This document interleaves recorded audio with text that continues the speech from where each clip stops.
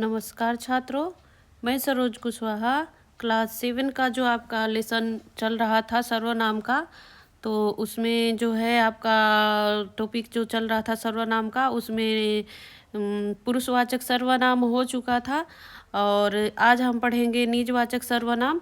तो क्लास शुरू करने से पहले मैं चाहूँगी कि आप हमारे चैनल को ज़्यादा से ज़्यादा लाइक करें, सब्सक्राइब करें और कमेंट करें, ताकि आगे आने वाली जो भी आपकी क्लासें रहेगी वो जो है आपसे छूट ना जाए, कहीं मिस ना हो जाए। इसलिए सब्सक्राइब कर दिया कीजिए, ज़्यादा से ज़्यादा सब्सक्राइब कीजिए ताकि आपको आसानी से क्लासेस मिलती रहे और व्याकरण आप आसानी से सीख सकें। बहुत ही आराम से और अच्छे से बताने की कोशिश करती हूँ आपके बुक में से, ताकि आप अच्छे से समझ पाएँ। ठीक है, देखिए बिना देर किए आज हम चलेंगे आपके क्लास के तरफ। तो सर्वनाम जो चल रहा था टॉपिक, उसमें हम क्या पहला हम पढ़ चुके थे पुरुषवाचक सर्वनाम, जिसमें हम क्या पढ़े थे, मध्यम पुरुष, उत्तम पुरुष, मध्यम पुरुष और अन्य। ठीक है, जो कि हम पिछले क्लास में जान चुके हैं। आज हम सर्वनाम के भेद में दूसरा पढ़ेंगे हम निजवाचक निश्चयवाचक सर्वनाम। ठीक है, तो निश्चयवाचक सर्वनाम को हम जानेंगे कि क्या होता है। तो पढ़ेंगे हम तो आसानी से हमको समझ में आएगा। आप सुनिएगा ध्यान से और सुन के समझने की कोशिश कीजिएगा और मैं अच्छे से उसको बताने की भी कोशिश करूँगी। जिन सर्वनामों में से किसी निश्चित व्यक्ति या वस्तु का पता चलता है उन्हें निश्चयवाचक सर्वनाम कहा जाता है। अर्थात जो सर्वनाम शब्द लिखे जाते हैं नाम के स्थान पे, तो उसमें क्या है, वह निश्चित व्यक्ति या वस्तु का पता बताते हैं, उन्हें क्या है, उन्हें ही निश्चयवाचक सर्वनाम कहते हैं। जैसे कि इसके अंतर्गत एक वचन में यह वह, ठीक है, यह शब्द और वह शब्द जो है एक वचन में आते हैं और बहुवचन में ये और वे शब्द आते हैं। यह तथा ये का प्रयोग निकट की वस्तुओं के लिए किया जाता है और वह तथा वे प्रयोग दूर की वस्तुओं के लिए किया जाता है। यह जो है किसके लिए, जो आपके पास है, वह जो है किसके लिए, जो आपसे दूर है। एक वचन में यह लिखा जाएगा और जो पास में है एक वचन है तो यह लिखा जाएगा, और जो पास में दूर है और एक वचन में है वह लिखा जाएगा। और जो पास में है और बहुवचन में है तो ये लिखा जाएगा, और जो दूर है और बहुवचन में है उसके स्थान पे हम वे लिखेंगे। तो इतना आपको समझ में आ गया होगा कि क्या होता है, कौन से सर्वनाम होते हैं। सर्वनाम वाले शब्द यह वह और ये और वे क्या होते हैं, निश्चयवाचक सर्वनाम शब्द होते हैं। ठीक है, तो अब हम पढ़ेंगे इसके उदाहरण यह और ए के लिए। ठीक है, यह और ए के लिए, यह मतलब कि जो पास में है उसके लिए, एक वचन हो तब चाहे बहुवचन हो तब, तो उसके बारे में हम पढ़ेंगे। तो पहला हमारा है, जैसे देखिए यहाँ पे अध्यापक। ठीक है, अध्यापक क्या है, मदन यह क्या उठा लाए हो। ठीक है, यह क्या उठा लाए हो। तो छात्र ये किताब की ओर इशारा करते हुए, तो फट चुकी है, नई किताबें लेनी पड़ेगी। ठीक है, तो अब देखिए यहाँ पे कैसे प्रयोग किया जा रहा है। अध्यापक मदन से कह रहा है, मदन क्योंकि पास में है तो यह क्या उठा लाए हो, क्योंकि बुक हाथ में है उसके, तो वो पूछ रहे हैं उनके सर कि आप क्या उठा लाए हो, यह क्या उठा लाए हो। तो बुक क्या है, पास में है, इसलिए यह लिखा गया है। ठीक है, एक वचन के लिए, और बहुवचन में क्या बोलेंगे, ये छात्र क्या बोल रहे हैं, ये किताब की ओर इशारा करते हुए, तो ये फट चुकी है, नई किताबें लेनी पड़ेंगी, इस तरह से। ठीक है, अब देखिए क्या था, यह किसके लिए प्रयोग किया गया है, पास में, पास के लिए, क्योंकि उसके हाथ में है। ठीक है, तो इसीलिए यह और वे, तो एक वचन में क्या लिखा गया, यह लिखा गया, और बहुवचन के लिए ये लिखा गया। ठीक है, ये तो वहीं पे अब देखेंगे वह और वे के लिए कैसे लिखा जाएगा। तो अध्यापक वह इशारा करते हुए क्या चमक रहा है, वह क्या चमक रहा है, अर्थात वह दूर है, इसीलिए वह क्या चमक रहा है। इस तरह से अध्यापक पूछ रहे हैं। तो बच्चा क्या बोल रहे हैं, वे कौन हैं, उनको पहले तो कभी नहीं देखा। ठीक है, तो इस तरह से बच्चे जो है वो भी दूर हैं और बहुवचन में वो बोल रहे हैं, बहुवचन शब्द वाले वाक्य है। तो देखिए एक वचन वाला वाक्य देखिए, वह इशारा करते हुए क्या कि वह क्या चमक रहा है। तो यह शब्द क्या है कि एक वचन में है और बहुवचन में वे कौन है उनको पहले नहीं देखा। तो ये जो है ये वाक्य जो है आपका क्या है, बहुवचन में है, इसलिए वे लिखा गया है। ठीक है, तो अब समझ में आ गया होगा निश्चयवाचक सर्वनाम की क्या होता है।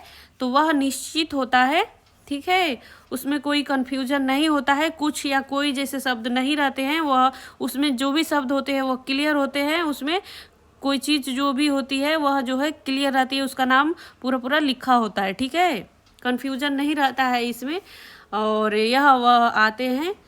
ठीक है, अब यह समझ में आ गया होगा। तो अब हम आगे चलेंगे और पढ़ेंगे अनिश्चितवाचक सर्वनाम। तो अनिश्चयवाचक सर्वनाम के बारे में हम जानेंगे। तो जब किसी व्यक्ति या वस्तु के बारे में निश्चय न होकर वह व्यक्ति कौन है या वह वस्तु क्या है, तब जिन सर्वनामों का प्रयोग किया जाता है उन्हें अनिश्चयवाचक सर्वनाम कहते हैं। जैसे कि अतः अनिश्चयवाचक सर्वनाम वे सर्वनाम हैं जिनके किसी निश्चित व्यक्ति या वस्तु का पता न चल हो। हिंदी में कोई व्यक्ति के लिए तथा कुछ वस्तुएं के लिए अनिश्चित सर्वनाम को लिखा जाता है। अर्थात जैसे देखिए इसमें कोई और कुछ जैसे शब्द आ गए ना, तो कोई किसके लिए लिखा जाएगा, कोई जो शब्द है, कोई सर्वनाम जो शब्द है वह क्या है, व्यक्ति के लिए लिखा जाएगा, और कुछ सर्वनाम शब्द जो है वह वस्तु के लिए। ये कोई शब्द जो है किसके लिए लिखा जाएगा, व्यक्ति, अर्थात कोई पर्सन होगा, व्यक्ति जो चल सकता है, बोल सकता है, उसके लिए, और वस्तु कोई सामान होगा उसके लिए कुछ। ठीक है, तो यही जो है अनिश्चयवाचक सर्वनाम होते हैं, कोई और कुछ। तो उदाहरण हम पढ़ेंगे इसके, देखिए शायद बाहर कोई खड़ा है। ठीक है, तो इसमें क्या है, कोई व्यक्ति है इसलिए कोई लिखा गया। ठीक है, शायद बाहर कोई खड़ा है, तो ये कोई जो शब्द है क्या है, अनिश्चय है, ये नहीं पता पड़ रहा है कि कौन खड़ा है, लेकिन व्यक्ति है कोई, इसीलिए कोई लिखा गया है। ठीक है, आज मुझे कोई याद कर रहा है, कोई तो याद कर रहा है, ये तो नहीं पता है कि कौन है वह, लेकिन कोई तो है, कोई व्यक्ति है, वो याद कर रहा है, इसलिए वहाँ पे कोई शब्द का प्रयोग किया गया है। और यह कोई शब्द जो है आपका क्या है, अनिश्चयवाचक सर्वनाम शब्द है। ठीक है, अब देखिए बाजार से कुछ ले आइए। बाजार जो है, तो बाजार से कुछ लाइए, तो कुछ शब्द जो है वस्तुओं के लिए जिक्र हो रहा है, कुछ लाने के लिए, कुछ तो अनिश्चय है। अब क्या लाना है तो नहीं जिक्र है कि उसमें क्या है, तो वह अनिश्चित है, लेकिन कुछ लाना है, कोई वस्तु लाना है। ठीक है, तो इसलिए आपको ज़्यादा ध्यान रखने की बातें ये है कि कोई और कुछ पे आप फर्क कीजिएगा कि कोई शब्द जो है व्यक्ति के लिए लगाया जाएगा और कुछ शब्द जो है वस्तु के लिए, और यह दोनों ही शब्द जो है क्या है, अनिश्चित है, इसमें निश्चित नहीं है।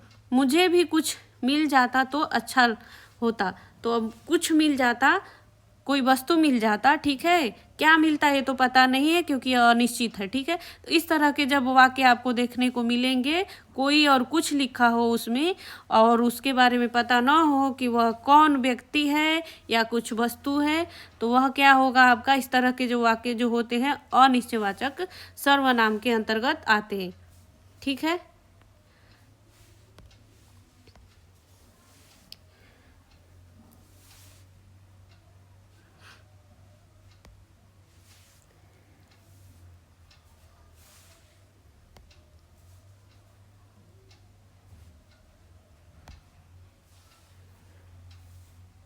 अब देखेंगे हम आपका, आपको मुझे पता है आपको समझ में आ गया होगा निश्चयवाचक सर्वनाम। ठीक है, तो इस तरह से कोई और कुछ में फ़र्क कीजिएगा। ठीक है, कोई और कुछ, और समझ लीजिएगा कि वह वहाँ पे निश्चित नहीं हो रहा है, तो वह क्या है, अनिश्चयवाचक सर्वनाम है।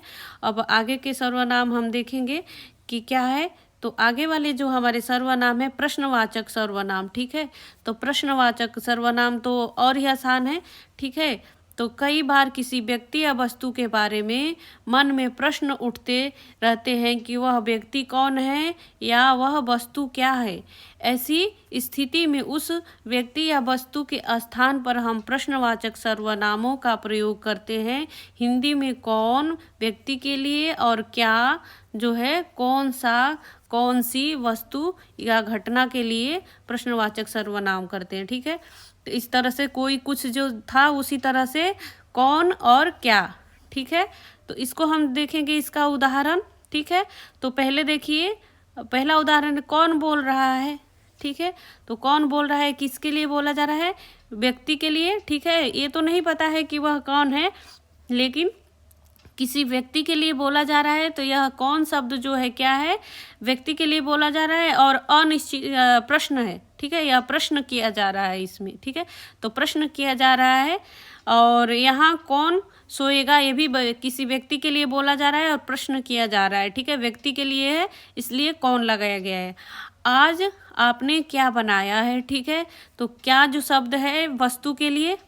इन घड़ियों में से आपको कौन सी पसंद आई है, ये भी क्या है, वस्तुओं के लिए, क्योंकि आपको पहले ही बता दिया गया है कि कौन सी और कौन सा शब्द भी आपको वस्तुओं के लिए ही प्रयोग में लाना है। अब देखिए पांचवा जो है, इन मकानों में से आप कौन सा खरीदना चाहते हैं। ठीक है, तो इस तरह से जो है कौन सा शब्द जो है यह भी क्या है, वस्तुओं के लिए प्रयोग किया गया है। और कौन और क्या जो शब्द है इस तरह के प्रश्न में जब देखने को मिलेंगे तो वह प्रश्नवाचक सर्वनाम होंगे। ठीक है, प्रश्न कर रहा होगा। अब प्रश्नवाचक सर्वनाम रहेगा तो आपको सबसे अच्छा पहचान ये है कि ये जो है आपको ऐसे जो है देखने को मिलेगा। ठीक है, हर वाक्य के पीछे इस तरह का देखने को मिलेगा।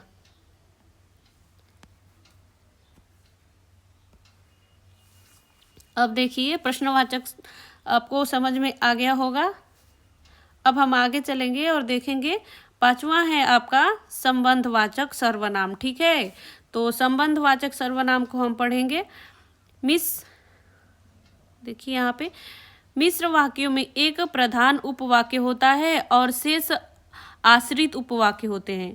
कुछ सर्वनाम प्रधान उपवाक्यों में आए संज्ञा या सर्वनामों के स्थान पे आश्रित उपवाक्यों को जोड़ने का कार्य करते हैं। चूंकि ये सर्वनाम आश्रित उपवाक्यों का प्रधान उपवाक्य के साथ संबंध जोड़ने का कार्य करते हैं, अतः इनको संबंधवाचक सर्वनाम कहा जाता है। हिंदी में जो और जिसे संबंधवाचक सर्वनाम क्या है अंतर्गत आते हैं। जैसे कि यहाँ पे उदाहरण में हम पढ़ेंगे तो पहला है हमारा, वह लड़की नहीं आई जो अक्सर बात करती रहती है। ठीक है, तो अब क्या है इसमें क्या है, दो वाक्य है ना, एक प्रधान और एक आश्रित। ठीक है, तो दो लोगों के बीच में बात हो रही है और उसमें जोड़ने का जो कार्य कर रहा है, जो शब्द कार्य कर रहा है वह है जो। ठीक है, तो इसमें जो शब्द जो आ रहा है ये दो वाक्यों को जोड़ने का कार्य कर रहा है। ठीक है, तो यह जो है क्या है, संबंध है। इस वाक्य का इस वाक्य के साथ संबंध है और इसे जो है जोड़ने का कार्य कर रहा है। वह किताब फट गई है जिसे मैंने पुस्तक मेले से खरीदा था। ठीक है, अब वह किताब फट गई है जिसे मैंने पुस्तक मेले से खरीदा था। ठीक है, तो देखिए क्या है, जिसे जो है जोड़ने का कार्य कर रहा है इसमें भी, तो यह भी ये दोनों के बीच में संबंध स्थापित कर रहा है, दोनों वाक्यों के बीच में। ठीक है, इसी तरह से देखिए जो दो वाक्यों के बीच में संबंध जो मतलब जोड़ने का जो कार्य करता है वही क्या होता है, संबंधवाचक सर्वनाम होता है। तो जो, जिसे, जिसकी और जिसको जो होता है यह क्या होता है, संबंधवाचक होता है। वह मकान गिर गया जिसकी दीवार कच्ची थी। ठीक है, तो दो वाक्य हो गए ना। अब वह मकान गिर गया एक इधर वाक्य हो गया, जिसकी दीवार कच्ची थी एक दूसरा वाक्य हो गया, और जिसकी जो शब्द है क्या है, सर्वनाम, वह संबंधवाचक सर्वनाम है। ठीक है, यह वही लड़की है जिसकी शादी मेरे से हुई थी। अब दो हो गया इसमें, तो दो वाक्य हो गए, जैसे कि यह वही लड़की है और दूसरा वाक्य हो गया जिसकी शादी मेरे से हुई थी, और जिसकी जो सर्वनाम आ रहा है वह क्या है आपका संबंध बना रहा है। ठीक है, दोनों वाक्यों के बीच में। ठीक है, और जो परिश्रम करता है वह सदा सफल रहता है। तो इसमें जो परिश्रम करता है वह सदा सफल रहता है, इसमें भी 2 वाक्य हैं। और एक बात और है कि जो इसके बीच में जो है ना आपको कामा देखने को मिलेगा। ये जो कामा के जो चिन्ह है ना, आप देखिएगा इस हर वाक्य में यहाँ पे छोटे से कामा दिया हुआ है, ऐसे कामा दिया हुआ है ना, ये हर वाक्य के बीच में इस तरह से छोटा सा कामा रहेगा। यहाँ पे देखिए वाक्य के बीच में यहाँ पे कामा है, यहाँ पे है, यहाँ पे है। तो इससे पता चल जा रहा है कि ये वाक्य 2-2 हैं। ठीक है, ये हर वाक्य 2-2 हैं और जो जिसे, जिसको, जिसका, यह जो है ये पीछे वाले वाक्य को आगे वाले वाक्य से जोड़ने का कार्य कर रहा है। ठीक है, 2 वाक्यों को, इसीलिए दोनों के बीच में संबंध स्थापित कर रहा है यह जो शब्द है, जो, जिसे, जिसका। तो इस तरह से आपको समझ में आ गया होगा संबंधवाचक सर्वनाम। और कामा देखिएगा उस वाक्य में। ठीक है, 2 वाक्य के बीच में कामा देखिएगा, जो, जिसे, जिसकी देखिएगा, फिर आप आसानी से पकड़ लीजिएगा कि यह संबंधवाचक सर्वनाम है। अब हम क्या करेंगे, अब हम पढ़ेंगे निजवाचक सर्वनाम। ठीक है, तो जिन वाक्यों का, जिन शब्द का अर्थ होता है अपना, ठीक है, निज, जिन शब्द का क्या होता है, अर्थ होता है अपना, जिन सर्वनामों का प्रयोग व्यक्ति अपने लिए करता है वे क्या होते हैं, निजवाचक सर्वनाम कहलाते हैं। ठीक है, हिंदी में स्वयं, अपने, आप ही, खुद आदि निजवाचक सर्वनाम आते हैं। ठीक है, जो खुद के लिए, अपने लिए प्रयोग किया जाता है वही शब्द जो होते हैं निजवाचक सर्वनाम होते हैं। ठीक है, तो उसमें कौन कौन से शब्द आते हैं, जैसे स्वयं, अपने आप ही, खुद, इस तरह के जो शब्द होते हैं उसमें किस में आते हैं, निजवाचक सर्वनाम में आते हैं। और उसके उदाहरण देखिए यहाँ पे दिया हुआ है, अब यह काम मैं स्वयं करूँगी। वह खुद के लिए बोल रही है, स्वयं। ठीक है, स्वयं शब्द जो है खुद के लिए बोल रही है कि अब यह काम जो है मैं स्वयं करूँगी, किसी और से नहीं करवाऊंगी, स्वयं करूँगी। ठीक है, तो वह जो है स्वयं शब्द जो आ रहा है यह निज के लिए, खुद के लिए बोल रही है। मुझे खुद ही वहाँ जाना पड़ेगा, खुद ही जाना पड़ेगा। ठीक है, खुद के लिए बोल रही है। आप यहीं रहें, वह अपने आप ही संभल जाएगा, खुद ही संभल जाएगा। ठीक है, ये भी निज के लिए बोला जा रहा है। ठीक है, वह किसी से बात नहीं करती, अपने आप काम करती रहती है। ठीक है, तो इस तरह का जो है आपका वाक्य देखने को मिलेंगे किसमें, निजवाचक सर्वनाम में, जो खुद के लिए बोला जा रहा हो। ठीक है, स्वयं के लिए। तो यहाँ तक आपको 6 जो सर्वनाम के भेद थे वह अच्छे से आपको समझ में आ गए होंगे।